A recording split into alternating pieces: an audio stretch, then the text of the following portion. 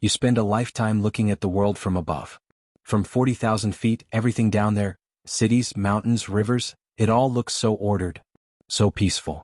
You start to believe you understand the machinery of it all.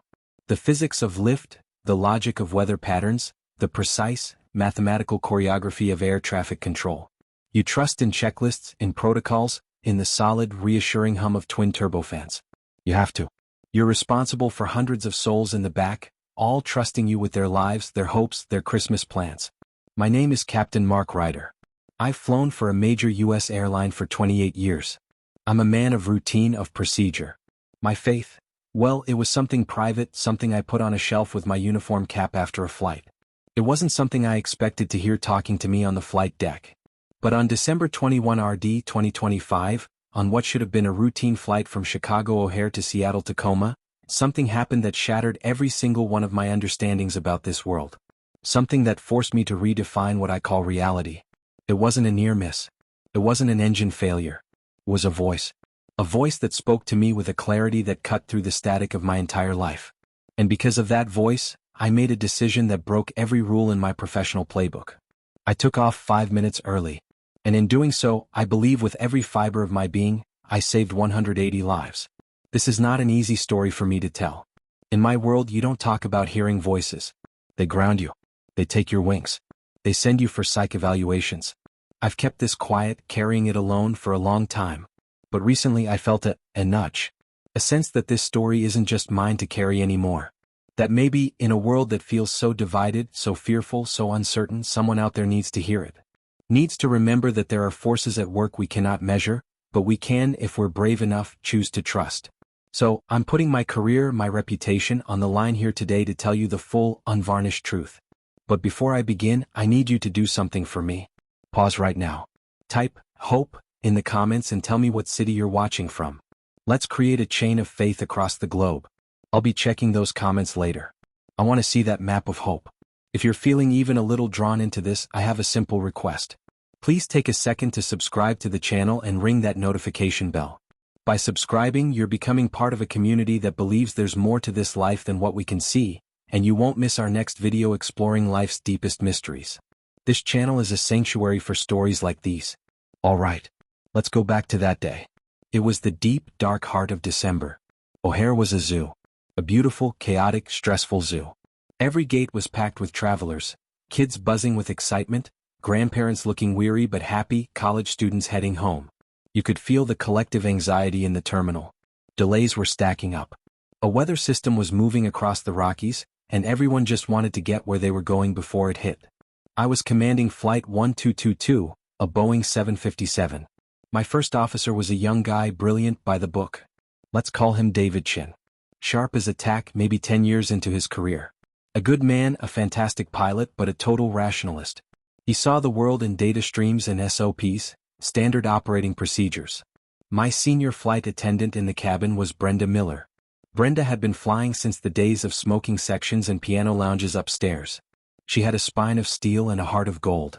She was the steady hand in the back. Our aircraft, Ship 634, had just arrived from Miami. We were running a little behind. Turnaround was tight. The ground crew was hustling in a freezing wind, loading bags, catering, fueling. The pushback crew was standing by. In the cockpit, David and I were deep in our flows. We get these flows down to muscle memory. You touch every switch, every knob in a specific order. It's a ritual. Grounds you. We got our clearance from clearance delivery. Our proposed route, our altitude, our transponder code. Everything was set. Our scheduled departure time was 1845. We were aiming for that. But then a small hiccup. The catering truck had a malfunction. They were going to be a few minutes late finishing up. Brenda called up to tell us. Captain, they're saying 5 more minutes on the galley. Sorry folks. David sighed, tapping his pen on the fuel slip. Great. That'll put us right in the queue behind the heavies. Probably a ground hold with that Denver weather. He was right. A 5-minute delay at O'Hare at that time of day could cascade into a 30-minute wait on the taxiway. I felt a twinge of irritation. I wanted to get my people home for Christmas.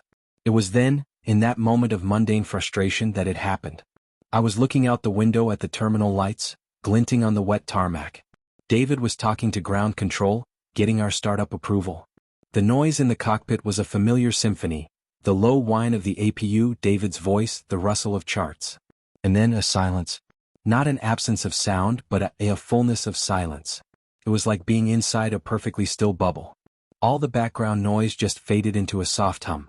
And in that space I heard it. A voice. It was not in my head. It was auditory. I heard it with my ears as clearly as I'm hearing my own voice now.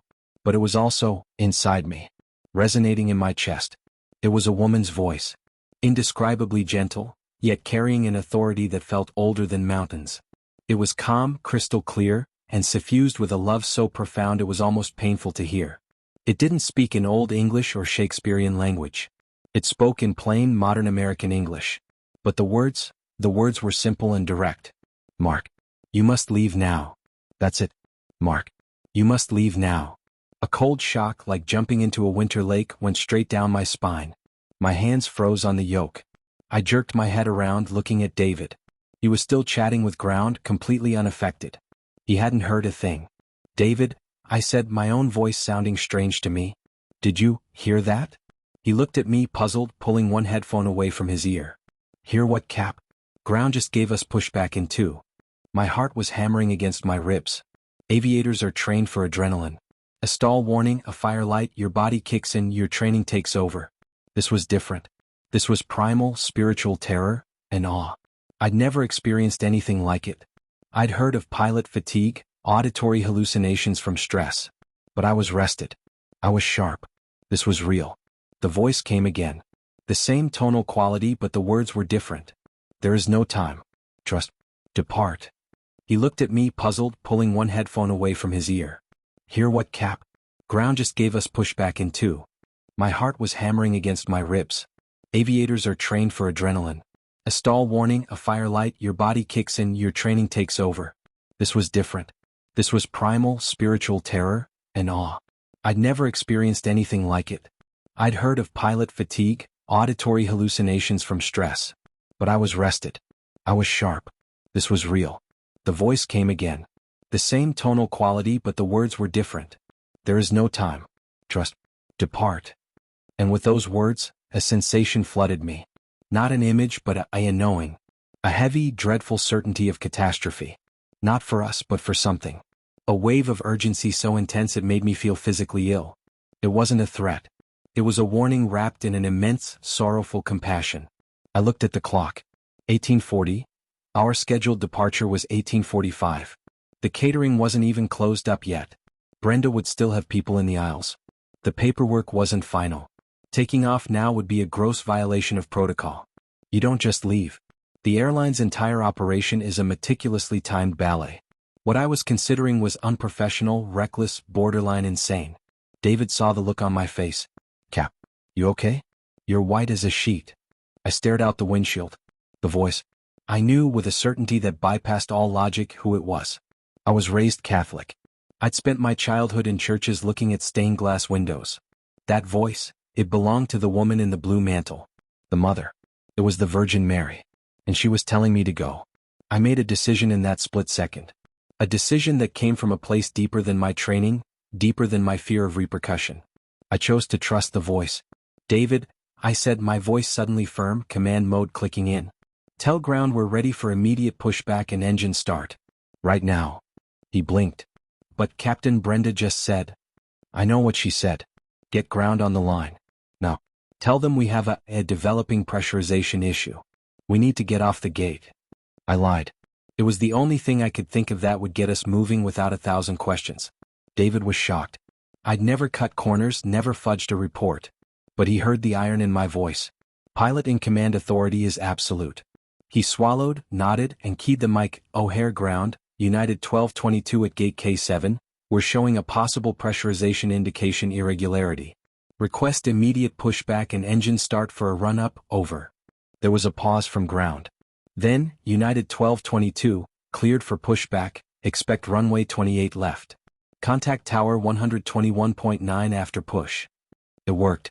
The urgency of a potential pressurization problem got us to the front of the line. I hit the interphone for the cabin. Brenda. Slam the doors. Now, get everyone seated. We're pushing back in 60 seconds. Captain, we've still got 2 catering carts and the paperwork, she protested. Brenda, I rarely used that tone with her. Now, this is not a drill. Get it done. To her eternal credit, Brenda didn't hesitate. I heard the determination in her, copy that, Captain. A moment later, the distinct thud of the forward door closing and locking. The cabin call chime sounded and I heard Brenda's voice, calm but forceful, over the PA. Ladies and gentlemen, please take your seats immediately and fasten your seatbelts. We are preparing for an immediate departure. In the cockpit, it was a blur of controlled chaos. David was running the afterstart checklists at double speed. I was coordinating with the pushback crew, my eyes darting to the clock. 1842. We were disconnected from the tug, engines spooling up. The catering truck was still sitting there, driver staring at us in confusion. United 1222 Tower, David called. Ready for taxi. United 1222, taxi to 28L via Alpha, Bravo. Hold short of 28L. We began to taxi. But we weren't cleared for takeoff. We'd have to wait in line. The voice had said depart. We were moving but we weren't gone. The sense of dread was a physical weight on my chest. We approached the holding point for 28L. I could see 3 aircraft ahead of us, 2 regional jets and a 777. A normal wait of 10, maybe 15 minutes? It was 1844. Our original departure time. And then the voice came a third time. Softer now but the urgency undiminished. You must be airborne. Now. I looked at the runways. 28L was busy. But parallel 28R, it was quieter, used mostly for arrivals. An idea, a crazy rule-breaking idea, formed. David, give me the tower supervisor. Not the controller, the supervisor. Now. David looked at me like I'd grown a second head. Cap, what on earth? Just do it. He fumbled with the radio, made the request. A few seconds later, a new, older voice came on. United 1222, tower supervisor. Go ahead, Captain. I took a deep breath. I was about to end my career. Tower supervisor, United 1222. I am declaring a pan urgency. I am not declaring an emergency, but I have an urgent, time-sensitive situation developing on board. I require an immediate, expedited departure on 28R. I cannot wait for 28L. I am ready for immediate takeoff. The silence on the radio was deafening. A pan is serious. It's one step below a mayday. You use it for technical problems, medical issues. You don't use it because you have a feeling. The supervisor's voice was cautious. United 1222, confirm you have an onboard situation requiring immediate departure. Is this medical? Mechanical? I closed my eyes. Sir, I cannot specify over an open frequency. But I need that runway. Now. On my authority as captain. Another agonizing pause. Then, the miracle of professional trust. United 1222, cleared to cross 28L. Taxi to 28R. Cleared for immediate takeoff 28R. No delay. Wind 280 at 10. Report airborne. I've never given an aircraft more power, more smoothly. Cleared for takeoff 28R, United 1222, David responded, his voice tight. We swung onto the runway, lined up, and without stopping I pushed the thrust levers to the firewall. The 757 leapt forward. At 1846, 1 minute past our scheduled time but 5 minutes earlier than our actual projected departure, our wheels left the ground of Chicago. The climb out was silent. David was staring straight ahead, doing his job, but the confusion and concern were radiating off him. The cabin was quiet too. Brenda later told me people were praying, thinking we had a heart attack victim or a bomb threat. We broke through the cloud layer into a stunning, clear, starry night. The tension in my shoulders began to ease just a fraction. The voice was silent. The urgent dread had lifted. But a deep, unsettling question remained. Why? What had we just avoided? We leveled off at our initial cruising altitude. David finally spoke, his voice quiet. Captain. Mark. What was that? We just violated about 15 SOPs. My neck is on the line here too. I need to know. I looked at him. How could I explain? David, I can't explain it. Not in a way that will make sense to you. Or to the company. All I can say is that I had a conviction. An absolute, undeniable conviction that we had to be in the air, on our way at that exact moment. Not a minute later. He studied my face. He saw no deceit, only the residue of profound terror and awe. He slowly nodded. Okay, was all he said. He didn't believe me but he trusted me. For now. The flight to Seattle was uneventful. Beautifully, boringly uneventful. The weather was smooth. We landed on time. As we taxied to the gate, I felt a crushing sense of anticlimax. Had I just hallucinated? Had I just jeopardized my entire career, terrified my passengers and crew for a stress-induced phantom?